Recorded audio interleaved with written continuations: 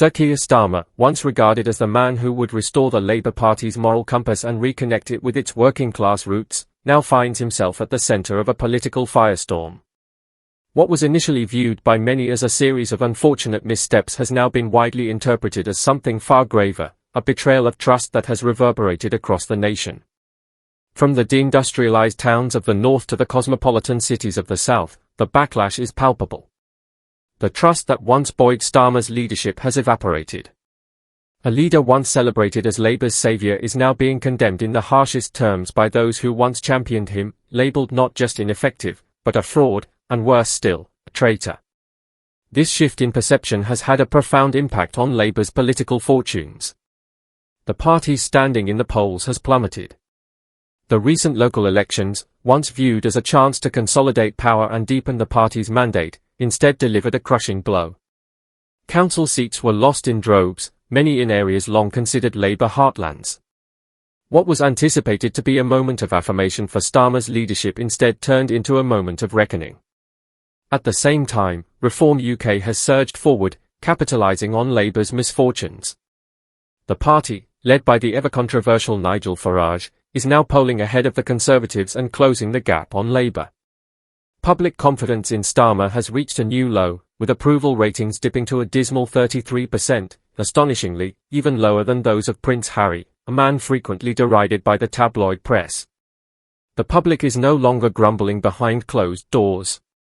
The whispers of discontent have grown into cries for accountability. The pressing question now echoing across the political landscape is this: when will Keir Starmer step aside?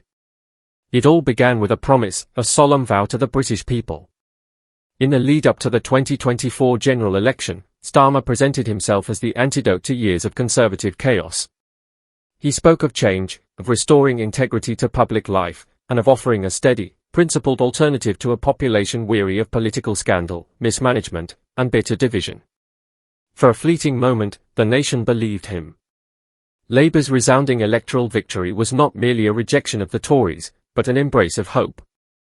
Voters across the political spectrum were desperate for something different, something better. Starmer's composed and methodical demeanour, his legal background, and his promise of serious, scandal-free leadership stood in stark contrast to the theatrical chaos that had defined the previous government. He appeared to be a stabilising force, a figure of reassurance in turbulent times. Yet, just 1 year later, that optimism has turned sour. The hope that once defined his premiership has curdled into resentment. The results of the 2025 local elections were more than disappointing, they were humiliating. Labour not only failed to make the expected gains, but it also lost ground in areas that had been Labour strongholds for generations. In the Midlands, the North, and other working-class regions once considered the party's backbone, voters abandoned Labour in droves. The banners that had flown red for decades were replaced by disillusionment and growing support for alternative parties. Labour was not simply defeated, it was decimated. At the heart of this political unravelling is Starmer himself. His leadership style, once praised for its discipline, is now criticised as cold, detached, and evasive. He speaks in vague generalities, often avoiding direct engagement with the real concerns of ordinary citizens. To many, he appears more like a technocrat than a leader, someone more concerned with optics and triangulation than with principle or conviction. But perhaps the most damaging element of all has been the perceived betrayal of the very promises that brought him to power. Starmer has systematically walked back key pledges, abandoning popular policies that once energized his base. Plans to significantly tax the wealthy were quietly diluted. Commitments to social justice and investment in public services were watered down. He even voiced support for controversial government surveillance measures, raising alarm among civil liberties advocates. The man who once claimed he would be a champion for working people has, time and again, appeared to side with elite interests. Repeatedly, he has broken his word, and now, the cost is becoming undeniable. In the wake of Labour's bruising local defeat, national polling has laid bare the extent of the damage. Labour has fallen to just 33%, a dire position for a party in government. While the Conservative Party has fallen even further, now polling at a mere 20%, it is Reform UK's meteoric rise that has set alarm bells ringing across Westminster. Under Farage's fiery and populist leadership, reform has climbed to 21%, overtaking the Tories and emerging as a credible challenger to Labour itself. This is not merely a temporary slump. It is not a passing midterm dip or a routine protest vote. It is a collapse of public trust, a fundamental breakdown in the social contract between leader and electorate. Starmer's own popularity has nosedived. His personal approval rating is now languishing at just 3%. Once seen as a potential statesman in the tradition of Clement Attlee, he is now viewed with disdain and derision, polling lower than Prince Harry, a figure consistently hounded by the press and mired in public controversy. What we are witnessing is no longer a story of dashed hopes, but one of betrayal. The anger is not confined to fringe elements, it is widespread, visceral, and deeply felt. In working-class communities, in pubs and cafes, across social media and doorstep conversations, the sense of betrayal is overwhelming. Long-standing Labour voters speak of being misled. Many say they will never vote for the party again. Some demand not just an apology, but Starmer's resignation. Amid this political chaos, Nigel Farage is seizing the moment. His message, raw and unapologetic, stands in stark contrast to Starmer's cautious ambiguity. While Starmer continues to offer carefully crafted platitudes, Farage delivers bold, provocative statements that resonate with a growing segment of the population. The rise of Reform UK is no accident. It is a rebellion, a direct revolt against the political establishment, of which Starmer has now become the embodiment. In once safe Labour constituencies such as Clacton, Boston, and Skegness, the tide is turning. What was once unthinkable is now a tangible reality. The political landscape is shifting beneath Starmer's feet, and unless something changes soon, that ground may collapse entirely. Nigel Farage is not merely gaining ground, he is charging forward, reshaping the political landscape with every step. What we are witnessing is no longer a conventional battle between political parties. This is a seismic clash over trust, authenticity, and whether Britain's political class still holds any meaningful connection to the people it purports to serve. For many, this is no longer about policy differences or ideological divides, it is about whether the system itself can still be redeemed. Keir Starmer was once held up as the reformer who would cleanse politics of its cynicism. Instead, he has come to embody the very detachment and polish that many voters have grown to despise. Within the Labour Party, alarm is growing. Panic is setting in behind closed doors. Whispers of leadership challenges and murmurs of internal rebellion are growing louder with each passing day. Among Labour MPs, there is a gnawing fear, not just of electoral losses, but of existential decline. There is a real and rising concern that Starmer could lead the party into yet another historic defeat, one from which it may never fully recover. This is not simply a political problem. It is a crisis of identity.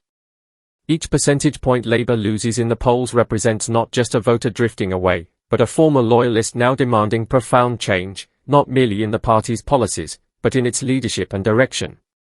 And yet, in the face of crumbling support and a deteriorating electoral base, Starmer remains unmoved. Despite all evidence to the contrary, he insists on staying the course, speaking of long-term strategy and gradual reform, rhetoric the public has grown weary of hearing. Britain has been here before. From David Cameron to Theresa May, from Boris Johnson to Liz Truss, the country has seen what happens when leaders refuse to acknowledge political reality. The fall is always swifter when denial takes root. Labour's current trajectory is not only unsustainable, it is catastrophic. The trust that once lifted Starmer to power has vanished. And for many, it is gone for good. Among Labour's traditional base, miners, carers, nurses, factory workers, the sense of betrayal is not fleeting. It is deep, enduring, and generational. These are the communities that built the Labour movement, that stayed loyal through wars, recessions, and ideological shifts. And now, they feel not only forgotten but discarded. In town after town, the refrain is the same: Labour let us down. Starmer promised change, but delivered more of the same. More spin. More top-down control. More indifference to the very people he claimed to champion. Meanwhile, Reform UK is not just rising, it is accelerating. The public is expressing its dissatisfaction in the most powerful way possible, at the ballot box. The truth, though brutal, is clear. Keir Starmer is no longer perceived as a leader. He is seen as a liability. And if Labour hopes to survive the political storm now gathering, it must face a stark decision. Starmer's resignation is not a matter of if. It is a matter of when. Starmer was supposed to be the adult in the room, the steady hand to restore confidence after a decade of political chaos. Yet, the results of the 2025 local elections shattered that illusion. What should have been a moment of triumph became a public reckoning. Constituencies once considered impregnable flipped overnight. Former strongholds turned into rejection zones.